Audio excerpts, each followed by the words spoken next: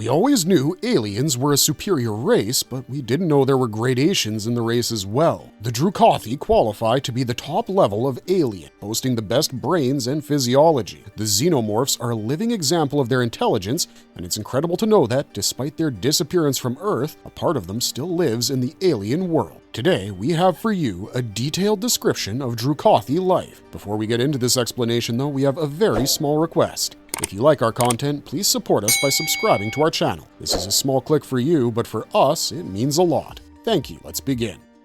Who are the Drukathi? What is their backstory? The Drukathi are aliens from an ancient race with 6 limbs, consisting of 4 strong legs and 2 thin arms. Their features are distinctly canine, especially the shape of their heads, and they grow up to 12 feet tall. While there's no information about their origins, the crew of DSMO Marion were the first to spot the Drukathi aboard their ship LV-178 that wouldn't take off and crash-landed in their city. Upon going inside, it was found that the Drukathi aboard the ship were breeding xenomorphs, since the ship contained innumerable numbers of ovomorphs, where the xenomorphs were being harvested. As per the Marion crew, the number of xenomorphs nursed on board the vessel outran its capacity, making it crash land. The Drukathi even built a massive wall-like partition between the xenomorphs and the city to keep them under check, but the wall didn't help, and the xenomorphs kept growing, thus overrunning the town and driving away the population of the Drukathi. The ruins of the LV-178 indicated that the Drukathi were a species that existed for at least 1 million years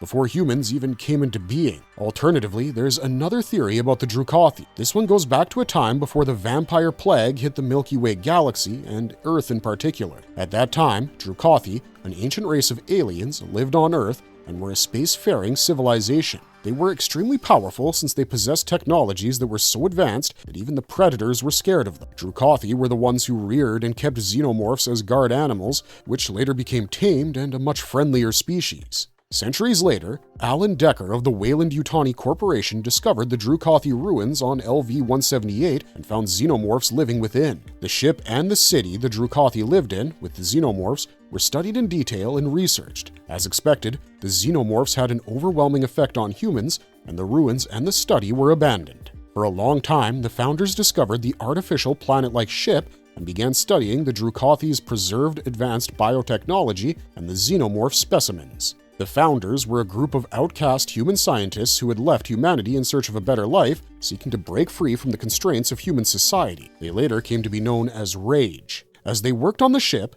the founders discovered the presence of a genetically modified organism called phase, which the Drukathi had engineered to maintain all forms of technology. Absorbing all the knowledge they could, the founders used Drukathi's expertise to enhance their own technology, preparing themselves to invade the human sphere. Under the leadership of Beatrix Maloney, the invasion was so successful that it nearly drove humanity to extinction. A twist in the tale came from the Yautja, who believed that the annihilation had been orchestrated by the Drukathi themselves to prevent humanity from advancing beyond their control. According to this theory, the founders were merely pawns in a larger manipulation. However, this claim remains unverified and without a credible source.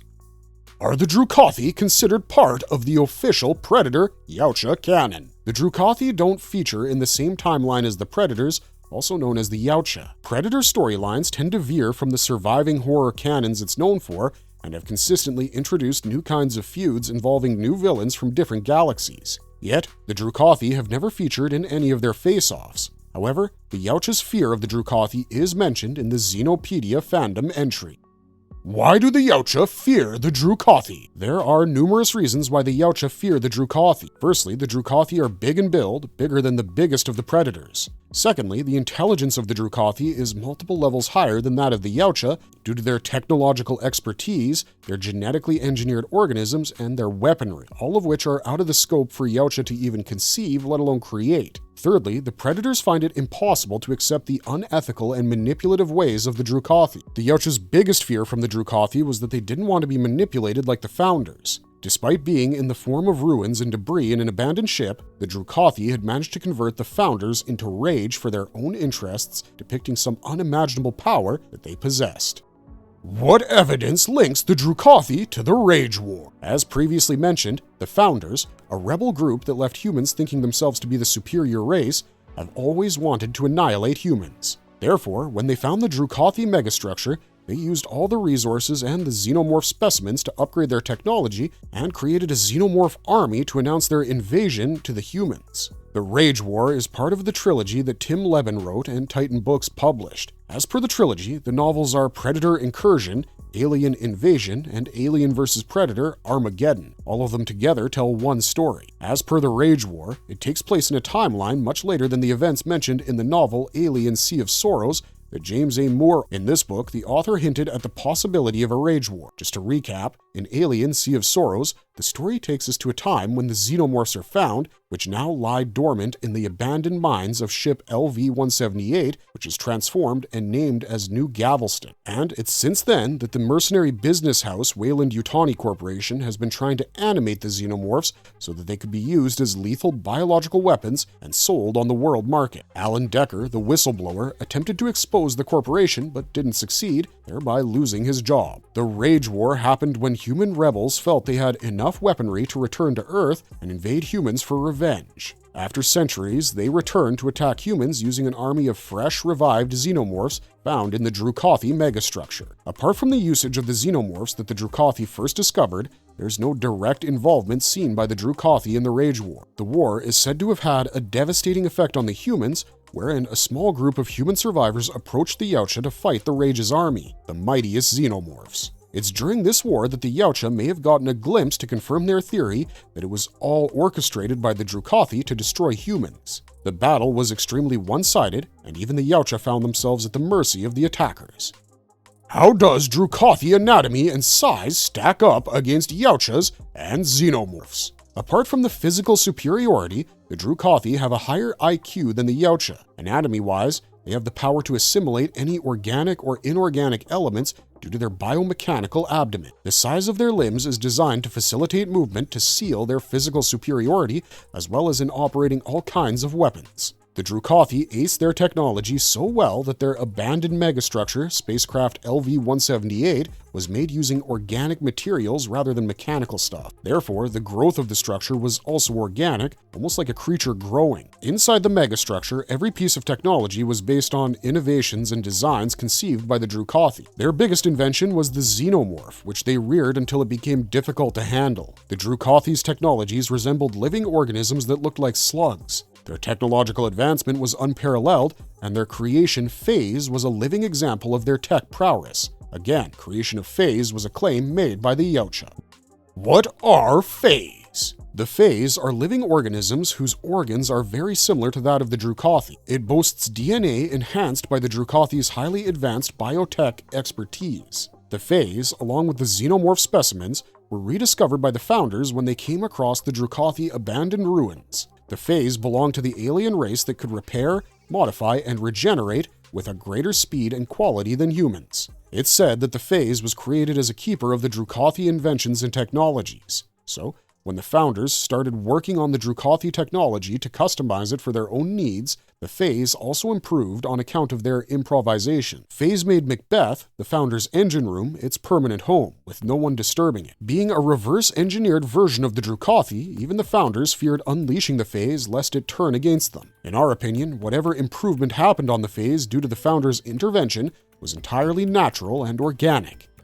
Why did the Drukathi breed xenomorphs, and how did this backfire? Although the xenomorphs will remain the Drukathi's ultimate invention, they couldn't stay to reap the fruits of it. Primarily created and conceived to become a bioweapon, the Drukathi forgot to estimate the numbers being bred. In their bid to test the xenomorphs' preparedness for a galactic feud, the Drukathi focused on creating an army, but didn't know how to tame them. Their population grew, which became unmanageable even for the mighty Drukathi, leading to a catastrophe on LV-178. Even later, when the Rage War happened, the xenomorphs' usage wasn't controlled, leading to severe destruction resulting from over-ambitious plans. Everyone thought using the xenomorphs would make them invincible, not realizing how one would prevent the xenomorphs' carnage.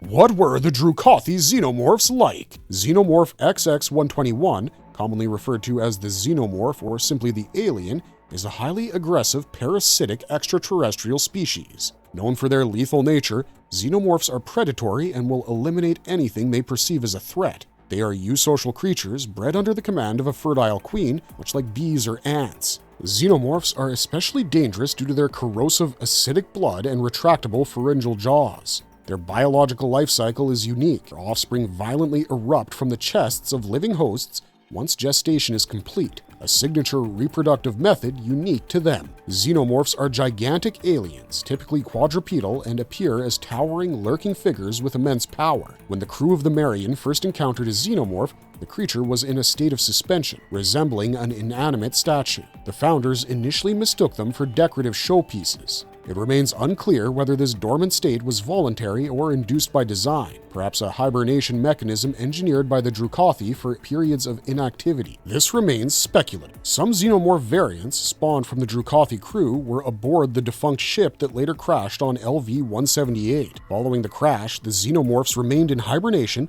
until miners from the Marion inadvertently awakened. This led to a deadly encounter, resulting in the death of the Colonial Marines' civil advisor and one of their most promising employees, Ellen Ripley. When the miners discovered the ship, several creatures were destroyed due to explosive charges detonated inside. Anatomy and behavior. Posture-wise, xenomorphs are bipedal when standing. Their stance varies depending on the host they gestated in. They can adopt a hunched or upright posture and are capable of both walking and sprinting erect. Their posture, physical features, and behavior are influenced by the DNA of the host organism. Their bodies are skeletal and biomechanical in appearance, known as mesoskeletons, typically black, gray, or blue in color. Their body temperature adapts to their environment, rendering them invisible to thermal imaging. As seen in several films, adult xenomorphs can crawl on walls, ceilings, and rugged surfaces. They possess the strength to break through steel doors with ease. They often engage in combat with humans and in ritualistic conflict with the Yautja, predators, who refer to them as Kandi Amida, or hard meat. Young Yautja are sent to hunt xenomorphs as a rite of passage into adulthood. Xenomorphs can operate alone or in swarms and have an insatiable drive to kill. Their primary goal is to eliminate threats and propagate their species. Victims are usually dragged to a hive or a secluded space, cocooned and immobilized. Then they are implanted with embryos. If the host is unsuitable, the xenomorph will discard them. One of the most fascinating aspects of the xenomorph's life cycle is the DNA reflex, a biological trait that allows the creature to adapt to the physical characteristics of its host. For instance, those born from humans are typically bipedal, while those born from the Drukathi exhibit quadrupedal traits. When gestated in a Yautja, they emerge as predaliens, hybrids with Yautja-like mandibles, dreadlocks, and skin color. Predaliens are among the deadliest xenomorph forms. Despite variations, xenomorphs share common features: a long cylindrical skull, no visible eyes, and a biomechanical aesthetic. Young xenomorphs have translucent carapaces, adults develop distinctive ridges. Their most iconic weapon is the inner pharyngeal jaw, a piston-like secondary mouth capable of piercing bone and metal. A typical attack involves the xenomorph immobilizing its prey with its claws, then delivering a fatal head bite by shooting the inner jaw through the skull. Victims are often suspended from ceilings with damaged brains and bodies used as incubation hosts. Their tails are tipped with scythe-like blades used for whipping, stabbing, and inflicting blunt force trauma. Xenomorphs also possess dorsal spines, typically a pair on both the upper and lower back, though their exact function remains unknown. The Drukathi and their biological culture. How did the Drukathi use sexual cannibalism in their reproductive cycle? The Drukathi follow an arachnid-inspired reproductive system. After mating, the female lays eggs which hatch into fully formed offspring within days. Post-mating, the female consumes the male, both to satisfy nutritional needs and for population control. How does the Drukathi's carnivorous diet shape their behavior? The Drukathi are pathological carnivores. Beyond sexual cannibalism, they devour anything that moves, even xenomorphs. This dietary savagery shaped them into aggressive, amoral hunters. Unlike the Yautja, who hunt with honor and ritual, the Drukathi lack moral restraint. Their ruthless nature, in both behavior and diet, arguably accelerated their technological progress. The collapse of the Drukathi civilization. Little is known about the origins of the Drukathi, though records suggest they predate human space exploration. According to some accounts, they fled Earth for another galaxy during the outbreak of a vampire plague, as they were the only race not immune to the infection. Ironically, this technologically advanced species fell victim to a biological threat, reminiscent of the Martians in H.G. Wells's War of the Worlds. Another factor contributing to their downfall was the mismanagement of xenomorph breeding. The final blow came when an alien race known as the Voidborn invaded the planet Cryon. Cryon, a world of icy plains and radioactive frost, was hostile yet home to life. The Drukathi, resilient as ever, thrived there and became the apex species by breeding xenomorphs. Their reign, however, ended when a mysterious starship from a distant galaxy arrived. The creatures aboard, the Voidborn, emerged from the darkness of space. Their origins remain unknown, but their purpose was clear: to conquer and harvest Cryon's rich resources. Despite their technological prowess and bioweapons, the Drukathi were no match for the Voidborn. Even the Xenomorphs, their most powerful creation, failed to stop them. The Drukathi were ultimately driven out of the Milky Way galaxy. Final verdict! The rise and fall of the Drukathi echoes the fate of H.G. Wells's Martians, beings of supreme intellect brought low by unforeseen vulnerabilities. But what sets the Drukathi apart is their legacy, the Xenomorphs. These terrifying creatures remain a central threat in the Aliens and Predators universe, and through them, the influence of the Drukathi persists. In our opinion, the Drukathi might not be extinct, they might be merely transformed or hiding. Their presence may yet return in a new form, waiting to be revealed. And when that time comes, we'll be here to give you all the juicy details. That's all we got for you this time, but if you liked our content, don't forget to leave a like and subscribe to us if you haven't already. Thanks for watching, stay safe out there, and have a marvelous day.